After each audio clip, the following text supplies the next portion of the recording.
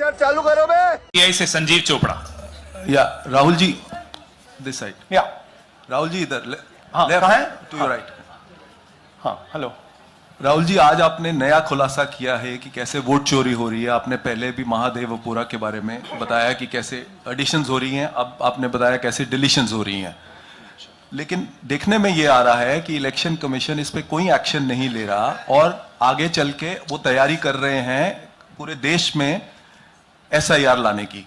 तो आप इस मुहिम को आगे कहां तक ले जाएंगे और एसआईआर के बारे में क्या करने वाले हैं? देखिए, हम आपके सामने क्रिमिनलिटी रख रहे हैं।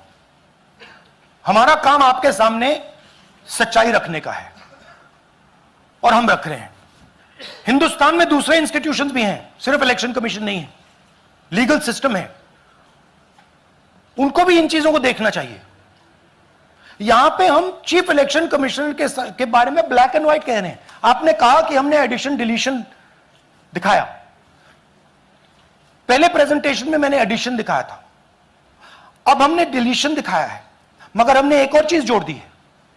एडिशन और डिलीशन का सिस्टम, उसका स्ट्रक्चर, उसका तरीका, और हमने यह दिखाया है कि जो डिलीट कर रहा है, जो ऐड कर रहा है, महाराष्ट्र में, कर्नाटक में, यूपी में, वो एक ही आदमी है, एक ही फोर्स है। हमने आपको वो एड्रेसेस दिखाए। Same system is being used in Maharashtra, is being used in Karnataka, is being used in Uttar Pradesh, is being used in Haryana. Same people are doing it. Say Siddharth ANI. Sir this side sir.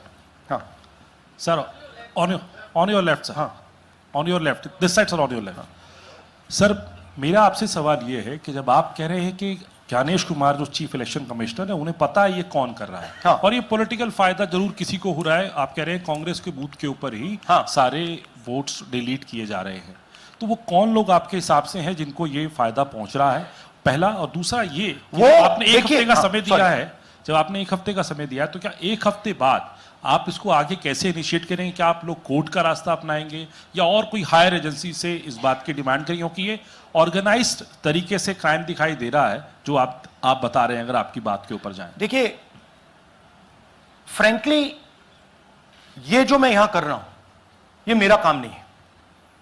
मेरा काम democratic system में participate करने का है।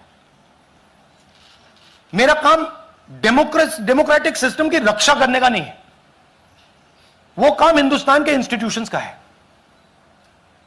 वो काम वो नहीं कर रहे हैं, इसलिए मैं कर रहा हूं।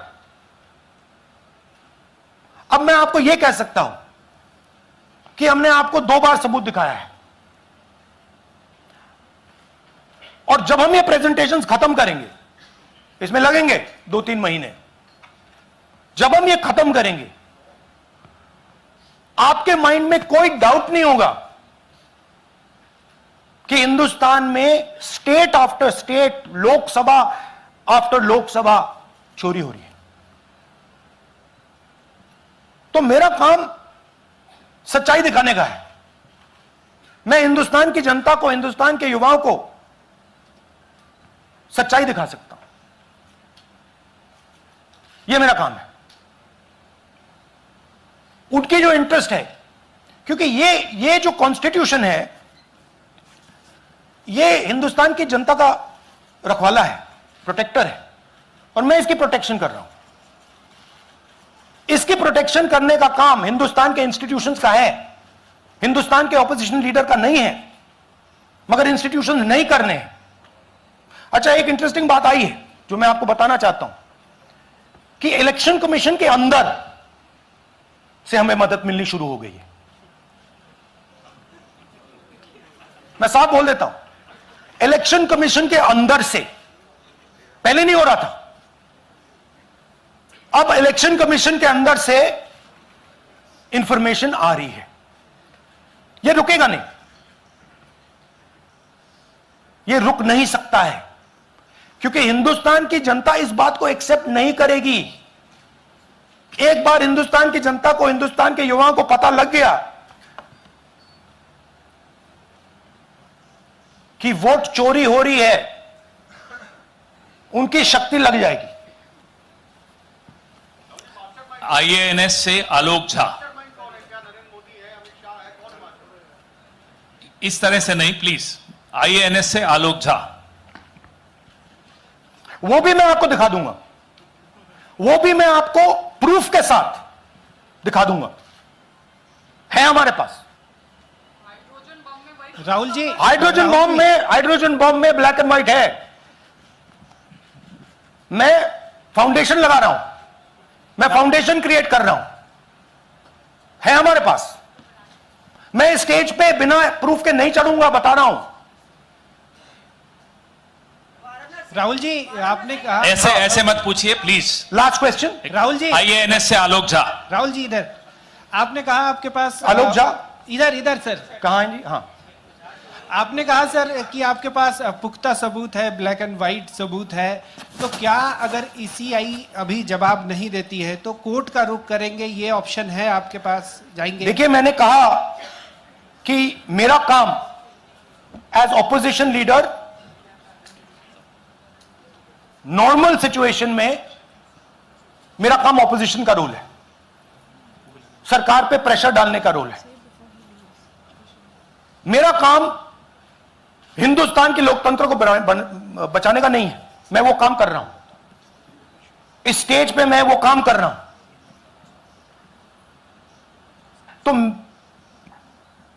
मेरी सोच है कि as a patriotic Indian, as somebody who loves India, who loves the constitution, it is my duty to put the truth in front of the people of India. अब अगर हिंदुस्तान के इंस्टीट्यूशंस कुछ करना चाहते हैं, वो करेंगे। उनमें भी बहुत लोग हैं, जैसे मैंने आपसे कहा, मैं सरप्राइज हो रहा हूं, इलेक्शन कमीशन से लोग आ रहे हैं, इंफॉर्मेशन दे रहे हैं और बढ़ रहा है वो। जब तक सीईसी ज्ञानेश कुमार अपने पद पर है, जैसा कि आप कह रहे हैं कि वो फ्री एंड फेयर इलेक्शन होने नहीं देंगे, तो तब तक इलेक्शन का मतलब क्या रह जाएगा? क्या आप इनको हटाए जाने के लिए आएंगे, इस्तीफा देने के लिए? हाँ, तो आप इमेजिन कीजिए, और ये शॉकिंग बात ये है बस अब कि ये अभी शुरू नहीं हुआ, नो। ये 10-15 साल से चल रहा है। ये सिस्टम है, ये स्ट्रक्चर है। हिंदुस्तान की जो डेमोक्रेसी है वो हाईजैक हो गई है। I am shocked frankly. Democracy, brothers and sisters, democracy can only be saved by the people of India. Nobody else can save democracy. Rahul Gandhi can come here and say something and say this is the truth. But the people of India, who I believe in, who I love, can do it. The day the people of India realize that आपका जो लोकतंत्र है, आपका जो संविधान है, वो आपसे चोरी हो गया है, उस दिन काम हो जाएगा। Thank you. अब आप लोग अपने स्थान पर खड़े हो जाइए राष्ट्रगान के लिए। ये है कि पिछली बार डिटेल लिस्ट